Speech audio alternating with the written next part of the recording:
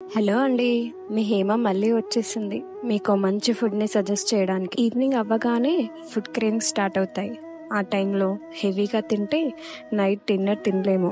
So, ఇలాంటి టైంలో తినడానికి ఒక మంచి చాట్ ఐటెమ్స్ ఉండే ప్లేస్‌ని తీసుకొచ్చేసా. ఎక్కడో కాదండి, మన కొత్తపేట సిగ్నల్ ఆపోజిట్‌లో న్యాచురల్స్ కిందనే ఉంటుంది మిఠాయి వాలా అని. ఇక్కడ చాలా వెరైటీస్ ఆఫ్ చాట్స్ దొరుకుతాయి. మేము ఆర్డర్ చేసింది చీజ్ మసాలా పావ్ బాజీ, ఇంకా రగడా చాట్. మసాలా పావ్ బాజీ మంచి స్పైసీగా, స్మూత్గా చాలా బాగుండే.